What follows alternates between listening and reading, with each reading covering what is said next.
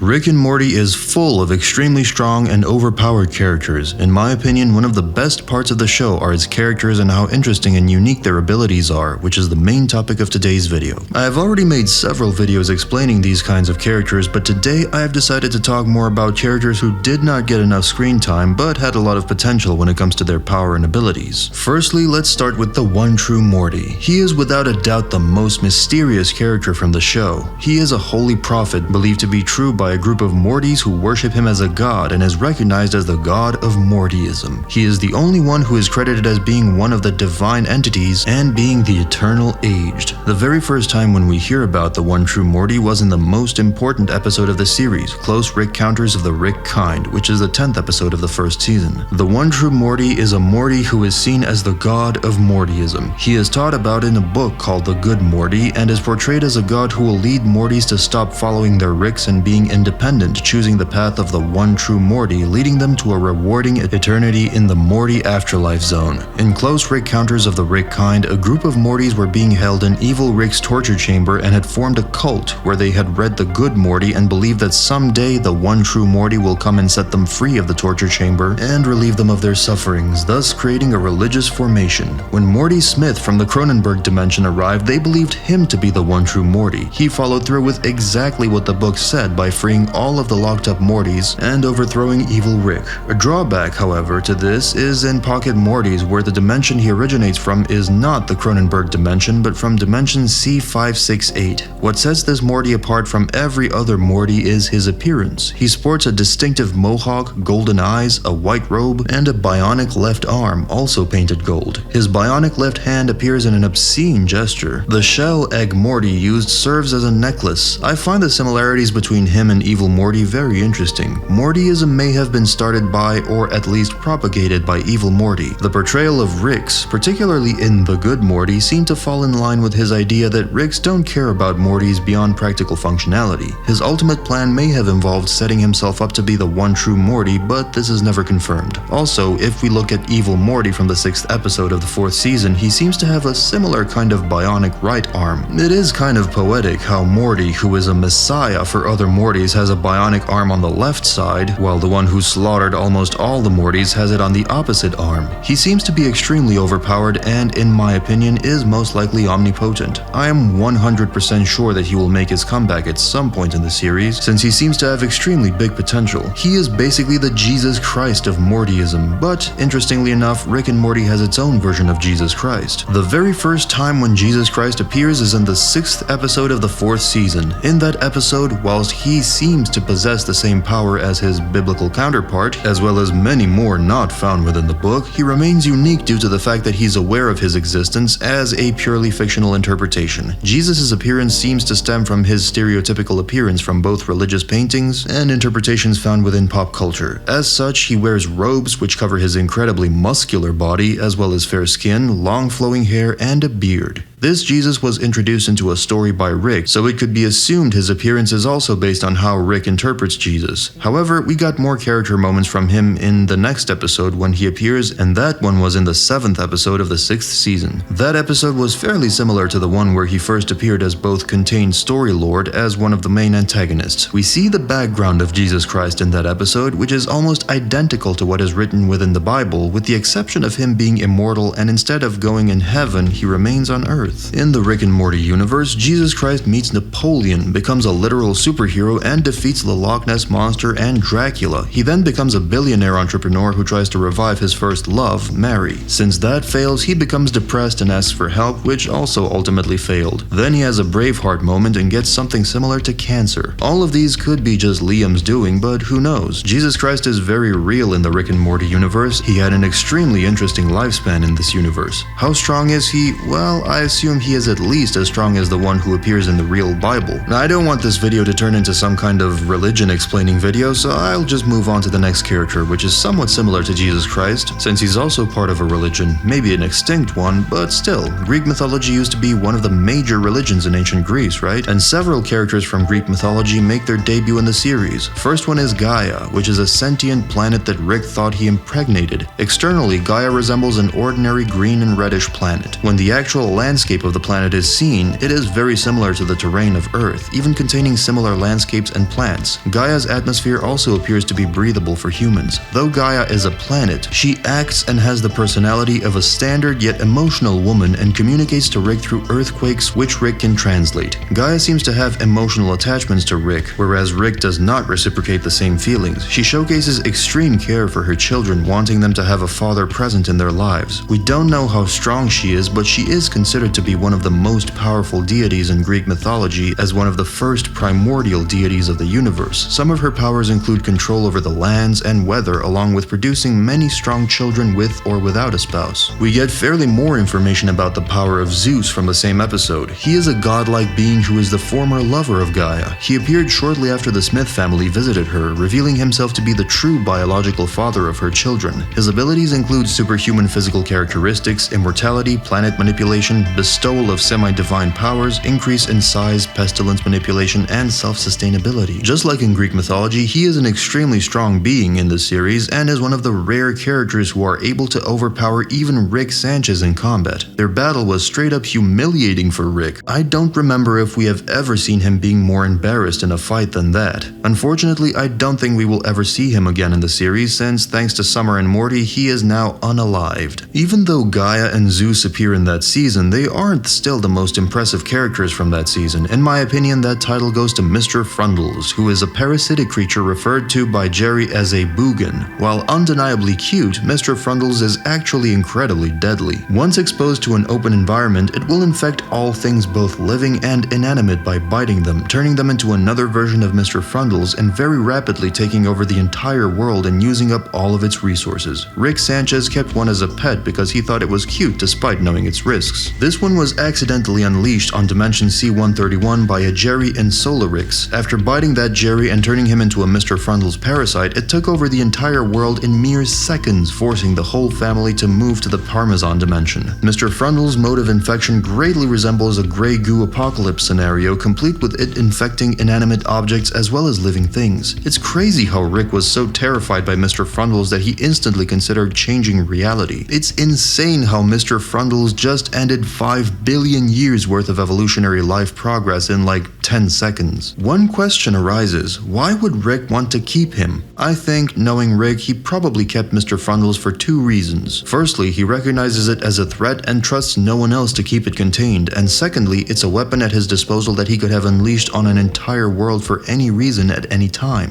Mr. Frundles was without a doubt one of the most, if not the most terrifying character from the show, and I really hope we'll see him at some point in the future. I wonder in what kind of situation that universe is. Did Mr. Frundles consume other planets and whole galaxies, and did it become the whole universe? I really hope that we'll see that universe again in the series. However, he wasn't the only character with smart design which turned out to be extremely overpowered, and one such character is Fart, who is a gaseous being who appeared in the Season 2 episode Morty Night Run. Although technically nameless, it took on the name Fart for convenience after Rick insulted it. It communicates through telepathy. He befriended Morty, who wanted to save his life from Crumbopulous Michael, the Grumflamite assassin. His friendly demeanor disguised his species' desire to cleanse the universe from any carbon-based life forms which they regard as a threat to all higher life and as a disease. Fart was a life form from another dimension that was being held captive and ordered to be assassinated by Crumbopulous Michael. With the ability to alter the compositions of atoms, Fart could produce any element from any atom by adding or removing protons, making him incredibly valuable to anyone who captured him. Crumbopulous Michael states that Fart can't be killed with regular matter when he purchases an antimatter gun from Rick for 3,000 thurbos. Following an argument with Rick about the ethics of selling guns to killers for money and being accused of having what the intergalactic call a very planetary mindset, Morty sets off to try and make a positive difference by saving Fart's life. However, in the resulting pursuit, hundreds if not thousands of police and civilians died, including Michael himself. Rick flies Fart to the location of the wormhole that will lead him home. Before entering it, Fart reveals to Morty that he plans to return with many more of his kind on a mission to destroy all carbon-based life. Once this is revealed, the irony is not lost on Morty. His dilemma is to kill one life in order to save all of the carbon-based life. He then decides to use the antimatter gun that Michael purchased from Rick to kill Fart himself. Fart was a very calm and emotionless being who did not take anything too seriously. Fart was also very polite, thanking and complimenting people he interacted with a lot. It saw the true beauty in the universe. universe. Fart looked down upon carbon-based life, considering them to be a disease that needed to be eradicated. It made exceptions from its views though, as it considered Morty to be different and understanding, though it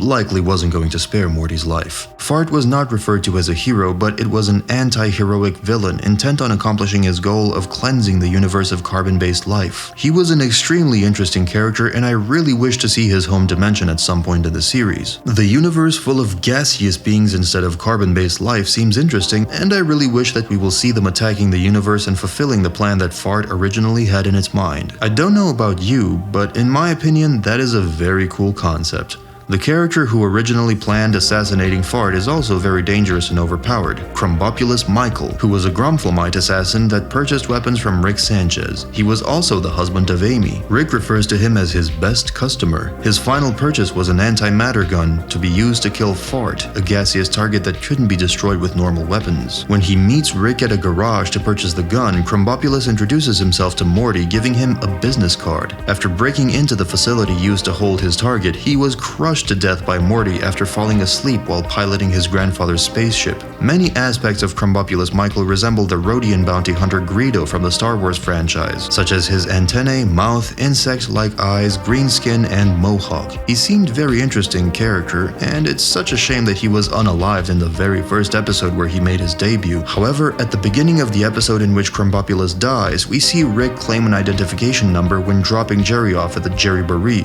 5126. At the end of the episode, we see that Rick and Morty Smith, being followed throughout the episode, had incorrectly picked up Jerry 5126. As a result, there is a chance that the events of the episode followed a Rick other than that of the replacement dimension, and thus the Crumbopulous Michael of the universe throughout the main canon is still alive and may appear again in a future episode. His past seems to be extremely interesting. The show's official art book, The Art of Rick and Morty, reveals that Crumbopulous Michael is an upper-class Gromflemite, which explains his body structure and ability to wear clothes. I don't think it's far-fetched to assume that at some point he used to work for the government, but later changed his mind, and that same book also reveals that, like Rick, Birdperson, and Squanchy, Michael is also a rebel against the Galactic Federation. He is a very prominent figure in Rick and Morty comics, especially one which is focused on Rick Sanchez's background. In that comic, we find out that Rick and Crumbopulous used to fight together against the Galactic Federation. I really wonder what made him change his mind, since I think he is the only Gromflemite that actively fights against the Galactic Federation. Hope we'll see him again in the series and get the answers on all of these questions. Just like Birdperson and Crumbopulous, Squanchy also used to actively fight against the Galactic Federation. Squanchy is a cat-like anthropomorphic creature that was invited to Rick and Summer's party in Rixie Business. In The Wedding Squanchers, after Tammy reveals herself as a deep cover agent for the Galactic Federation and the wedding reception is ambushed by Gromflemites, Squanchy tells Rick to save his family and get out of there before pulling out one of his teeth and breaking it in half to consume a green liquid substance, which subsequently turns him into a giant version of himself with superhuman strength and endurance. At the end of the episode, it is hinted that Squanchy may have died in the fight against the Gromflemites when Rick drops the photo of Birdperson, Squanchy, and himself. This hint is reinforced in the post-credits scene of the Rick Champ Redemption when Tammy is revealed to be alive and unharmed as Squanchy was last seen fighting her. However, when Rick is mining death crystals in Edge of Tomorty, Rick Die Rick Pete, one of his possible deaths is being ripped in half by Squanchy. This future would only be a possibility if Squanchy survived his fight with Tammy. Despite this, Squanchy's ultimate fate still is left uncertain. In the episode Get Swifty, it is revealed that he and Rick have a long history together, as he is shown playing drums in a band with Rick and Birdperson called the Flesh Curtains. He is an extremely interesting character, and I hope we'll see him again in the series. His history with Rick seems very interesting, and I'm looking forward to seeing it. Another freedom fighter that was introduced in the series is Jaguar, who is an immensely dangerous freedom fighter who was incarcerated by a Russian agency. He traded the assassination of Pickle Rick for the release of his daughter, Katerina. Jaguar first appeared in Pickle Rick.